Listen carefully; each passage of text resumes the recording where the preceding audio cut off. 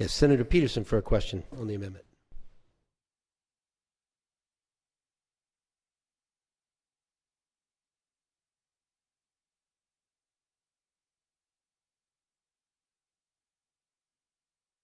Thank you, Mr. President. Senator Hewitt, thank you for all the work that you've done. You did mention just now with Senator Luno that you tried to draw a second majority-minority district. Where did you try to draw it?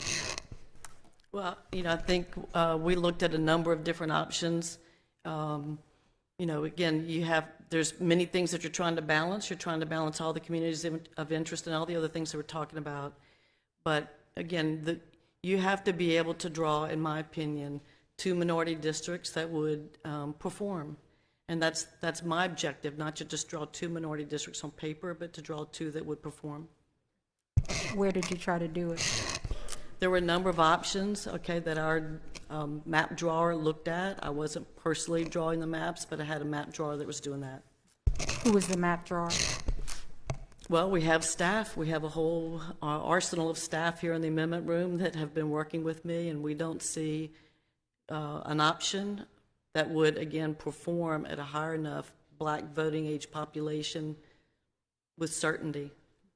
Are there any drafts with your map drawer that exist? I doubt it. I mean, there's just an arsenal of paper. Anything that didn't seem to survive, of course, goes into the trash. But do you remember at all any area that you focused on to try to create the majority-minority district? I do not. And you just mentioned also to Senator Luno that the committee doesn't have a lawyer. Did the legislature hire a lawyer? Any hiring decisions are made by the president and the speaker, and so you'll have to ask them any of those questions. You're not aware of whether a lawyer is working for the state senate and/or state house right now in redistricting?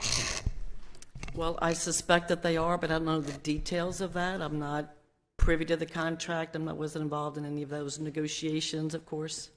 I'm not asking about the contract, but allegedly there was a lawyer hired, a firm hired to help with the redistricting process. You're not aware, you've never spoken to anyone at a law firm to help with the redistricting process? I have talked to some lawyers about the redistricting process, but again, I'm not the one involved in hiring them. I did meet a number of them at an NCSL training that our committee and the House committee went to, and heard many of them speak there, and so they appear to be great resources. Did you ever talk to them about our maps? I have talked to them about our maps, mostly just from, again, the legal perspective, primarily about Voting Rights Act and things like that. Did they say that your plan complies with the Voting Rights Act? I believe that our plan does comply with the Voting Rights Act. Did the lawyers tell you that? The lawyers that I have spoken to believe that it complies with the Voting Rights Act. Do you mind telling me what lawyer told you that? A lawyer with Baker Hostetler. Do you mind telling me his or her name? Why does it matter? Because the state of Louisiana taxpayers are paying for the legal advice, and we are the body of the Senate, and we have a process. I would like to talk to the lawyer at that law firm since I'm a member of the Senate. The lawyer that I have spoken with is Kate McKnight. Is Miss McKnight here today? I don't believe so. Would she be available that I could ask her about the Voting Rights Act and the existing plan to see if, why she thinks that this complies with the Voting Rights Act? I can't tell you if she will speak to you or not. I don't know. Why wouldn't she speak to me? You'll have to call and ask her. I have no idea. She is under contract. With whom? Ask the Senate President or the Speaker. I don't know who the contract is between or whom. Why'd you get to talk to her? Because I'm chairing the committee and drafting the bills. So only chairmen that get to chair the committee and draft the bills get to talk to the lawyer that's paid for by the state? I have no idea. Would you ask her to call me? I'd be happy for her to call you. I would Does she- ask her. I can ask her. He asked, you think she might want to talk to me? I have no idea what she wants to do. Why she talk to you?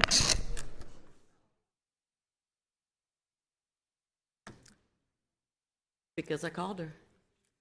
How'd you get her number? Would you like to ask a question about the bill or the amendment?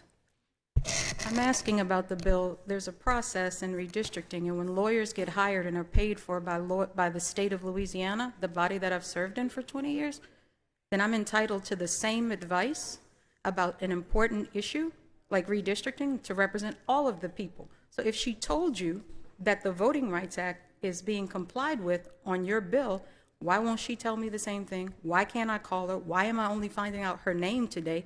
And why haven't I had access to her? I can't answer any of those questions. Again, I do not preside over this agency. I don't preside over the Senate, so I don't know why she didn't call you. She wouldn't have called me because you're the only one, because you're chairing the committee and drafting the bills. Do you think that's okay for her to only talk to you and not any other member that clearly has an interest? Has she talked to Senator Fields? He's been really involved in this. I have no idea. You think this process is okay? I think that I'm doing the job that I've been asked to do.